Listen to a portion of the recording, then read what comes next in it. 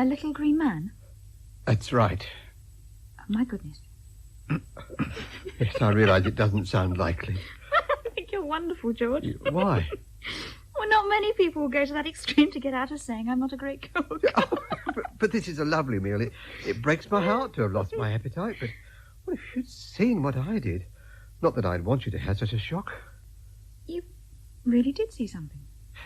Something or someone. You see, I found my glasses on the tree trunk exactly where I'd left them the night of the Skywatch. I just put them on when I heard this noise coming from a clump of bushes about 10 feet away, and... Out popped a marshal. You promised you wouldn't laugh. I know. I'm sorry. Stop it, Sophie. Right, there. I've pulled myself together. So I thought it was all part of the joke, you telling me not to laugh. Did you? Oh, and now I've upset you. Oh, no, I was already upset. You must admit, I'm the rational type. Well, as a senior bank employee, I can't afford to be anything else. But whatever was up there on the Heath scared the life out of me. And unlike Arthur, when he saw his flying saucer, I hadn't had any alcohol. Oh, good Lord. Well, what is it? Oh, we're halfway through our meal, at least you are, and I haven't opened the bottle of wine I bought especially. It completely went out of my mind. Oh, never mind. I'll get it now. No, just a minute, George.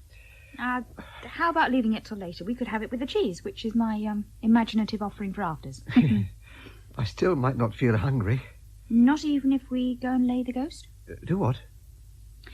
Suppose you were to go back up to the Heath. Oh, yeah. I'm not sure I want to. Well, even with company? Yeah. I couldn't ask you to take the risk. You're not asking. I'm suggesting it. I don't understand this, Sophie. Doesn't it strike you as being reckless? After all, you are usually, and understandably, nervous about going out at night. Yeah, well, that's only when I'm on my own. Yes, supposing this thing attacked. It didn't attack you last time. No, that's true. If anything, it seemed wary of me. In fact, you might say both of us fled from each other. Yes. I should have stayed around and tried to make more sense out of what was going on. Well, let's be going then. No, Sophie, I think you should stay here. What? I feel much more composed now that we've talked it out. Now, I shall go and see for myself. Oh, that's not fair. But I mean, I want to be there when Professor Underdown discovers the rational explanation.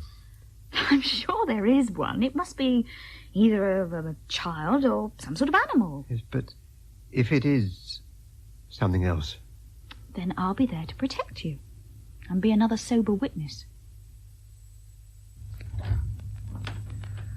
Hello, Shirley. Oh, what you doing back here so soon? Well, I live here, don't I? Not usually before closing time. Oh, you ought to make a record of that one. I would if I wasn't busy. Studying? Yes, studying. Just because my course meeting was cancelled doesn't mean I'm ready to waste the time. Hey, have you been crying? No? You look a bit flushed. Do I? Must be the strain of concentrating with all the interruptions. Oh, who else? Does it matter? Well, not at all, but I just thought I'd take an interest in your life and times, but never mind. Maurice was here. Again, he might as well move in. You like seeing him? Sometimes. In the old days. Once in a while, he used to be cheerful. Yeah, like you. Thanks. Look, I wasn't in the pub very long, Shirley. I know. That's why I was surprised to see you. No, I mean, I didn't come straight from the Waggoners. I went on to see Debbie like you wanted me to. Oh. Well, what happened? She was her usual charming self Oh. at first. Yeah? Well, it looked like she was going to throw me out of the place. But then Sam started crying because we were shouting the odds. So she switched to settling him down. Huh. I'm surprised she could be bothered. No, you're wrong there, Shirl. I reckon she cares for him a lot. The way she handled him was really tender. Was it? Anyway, I ended up looking after him for half an hour. You what? Yeah, she had to go out to see a possible baby minder. There was nobody else around. You held him? No.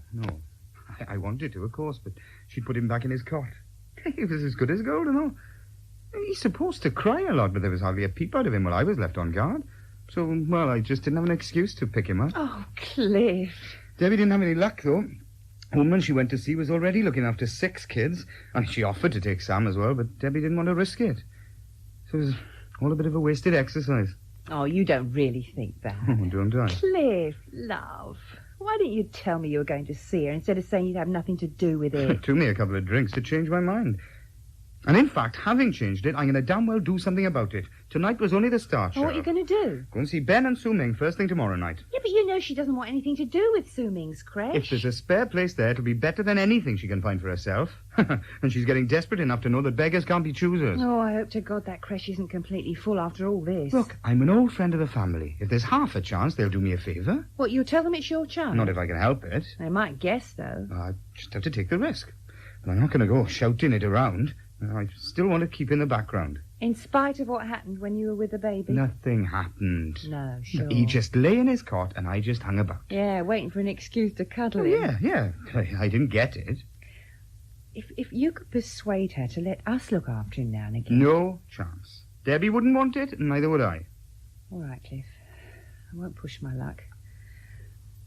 Do you want anything to eat? There's still some stew left. Oh, you mean Maurice didn't finish it up for us? He didn't stop for food. Oh, what did he want then? He came to see if I wanted to live to my meeting. He's got you a timetable off pat, hasn't he? No, not really. He didn't know it was cancelled. Well, why didn't he stick around? I told him I wanted to get on with my work. He wasn't very friendly. Well, you'll get over it. It's that important to him, is it? What? Seeing you. No, of course not. Oh, I just wondered, since it's something he has to get over, you kicking him out? Look, when you've finished jumping to conclusions, perhaps you'd like to make up your mind about supper. Oh, I don't really feel like it. I think I'll get back to the pub. There'll be wild rumours I must be ill leaving that early. Damn you, Maurice. Those people we passed didn't look as though they thought the earth was under siege. Too wrapped up in each other. I think it would take more than one Martian to make them forget about romance. Oh, it's a good evening for it. Romance? No, landing some space. Oh, what makes you think so? Lovely clear sky. Stars starting to come out. So they... Oh, Oh. I'm sorry, Sophie. I didn't see that dead branch. It is a dead branch, is it? What? It isn't going to suddenly crawl after us. Don't say things like that. It's made me nervous again. Sorry. Actually, I think I'm starting to feel a bit that way myself. Why are we the only ones in this area? There are plenty of folks on the Heath, but not near here. Yes, just up there is where I saw it. Oh. I do have one small request, George. You want to go back? No, not yet, but would you hold my hand until we do? Of course I will. There. Thanks. Makes me feel a lot safer. So, it was, in those bushes over there. That's right. I see. Well, how about that?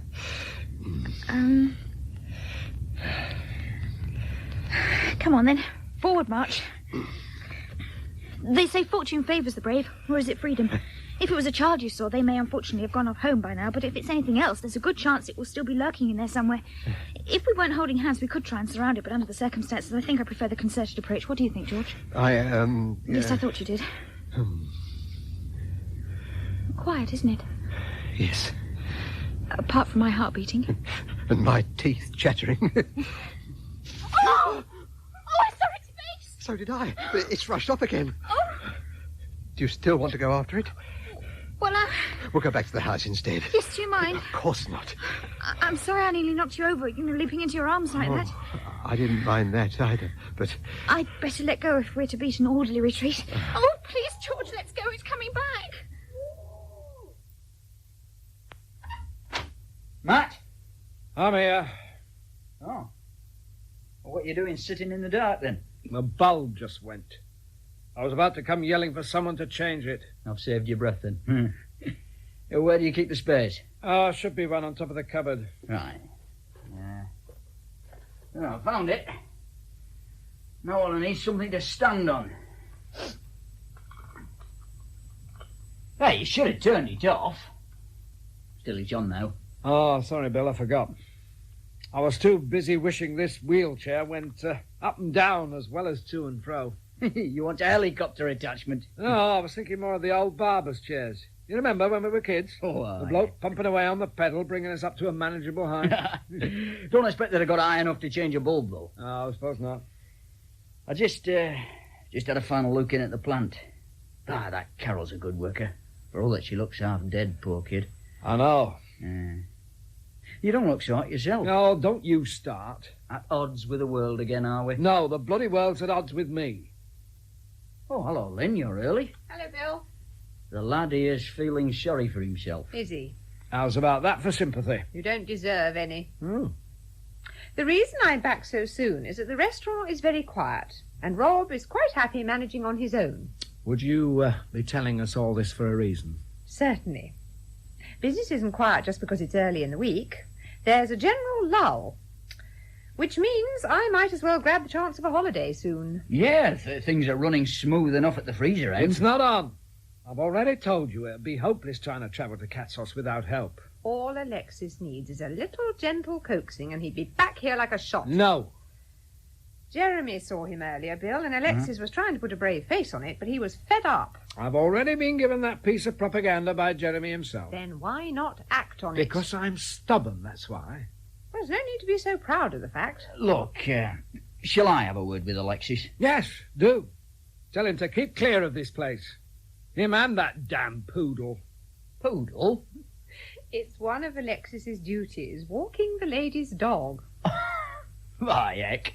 Is that what La Dolce Vita's like? Right.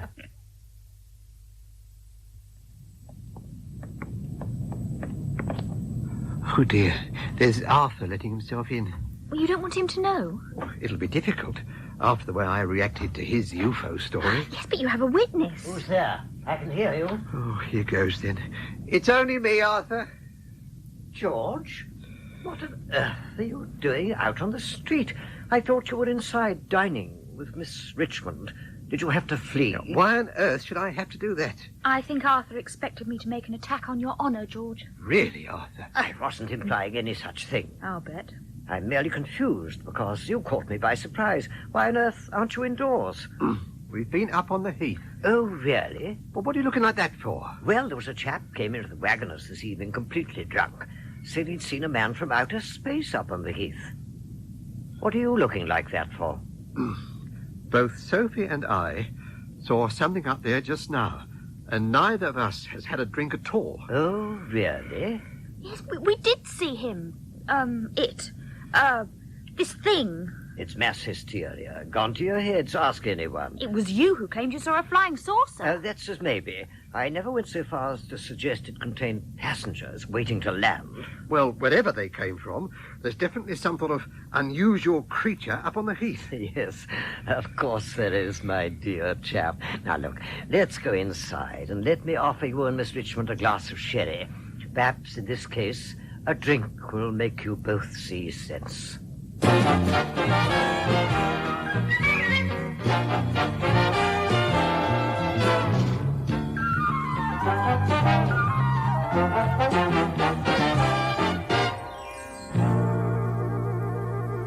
And don't forget, you can hear the final omnibus edition of Waggoners Walk at 5 o'clock on Sunday afternoon here on Radio 2. But now it's back to Tom Brown and much more music. Music just for